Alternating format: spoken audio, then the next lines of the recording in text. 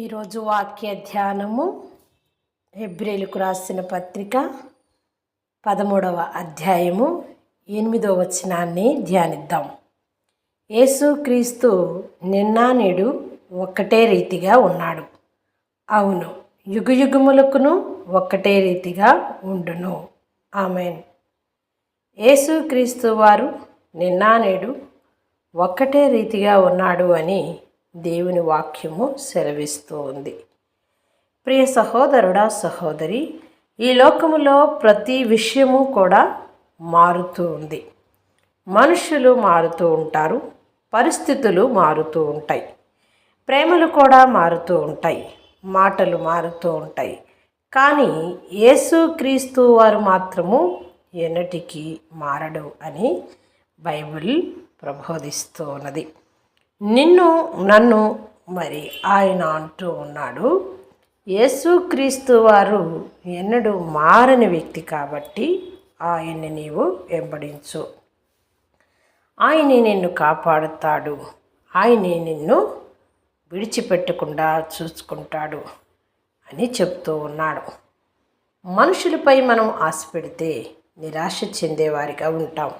కానీ యేసు ప్రభు వారిపైన మనం ఆశ పెట్టుకుని ఉన్నట్లయితే మన నిరీక్షణ ఫలిస్తుంది అని దేవుని వాక్యం సెలవిస్తుంది. దేవాది దేవుని యొక్క ప్రేమ ఎన్నడూ మారదు. ఆయన కృప ఎన్నడూ తొలగిపోదు. ఆయన శక్తి ఎన్నడూ క్షీణించిపోదు. ఆయన చేసిన వాగ్దానము ఎన్నడూ కూడా విఫలము కాదు. ప్రియ సహోదరుడా, సహోదరి, హెబ్రీయులు రాసిన పత్రికలోనే ఉంటుంది, దేవుడు ఎన్నటికీ అన్యాయస్తుడు కాదు అని. ఆయన న్యాయవంతుడు, నీతిమంతుడై ఉన్నాడు అని తెలియజేస్తుంది.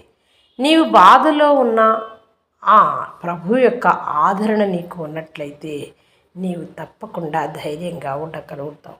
నీవు ఒకవేళ రోగముతో ఉన్న యేసుక్రీస్తు వారిని జ్ఞాపకము చేసుకున్నట్లయితే స్వస్థత పొందినవాడివి అవుతావు, పొందిన దానివి అవుతావు. నీవు కన్నీళ్లు విడుచుతూ ఉంటే ఒకవేళ నువ్వు ప్రభువైన యేసుక్రీస్తు వారి వైపు చూచినట్లయితే ఆయన నిన్ను ఓదార్చేవాడిగా ఉంటాడు అని కూడా చెప్తుంది. ఒకవేళ నీవు ఒంటరిగా ఉన్నాను అని అనుకున్నట్లయితే నీవు యేసుక్రీస్తు వారిని జ్ఞాపకము చేసుకున్నట్లయితే నీవు ఒంటరివి కాదు అని నీకు తెలియపరుస్తుంది. ప్రియ సహోదరుడా, సహోదరి, ఈరోజు నేను నీకు ఒక మాటను తెలియపరుస్తున్నాను.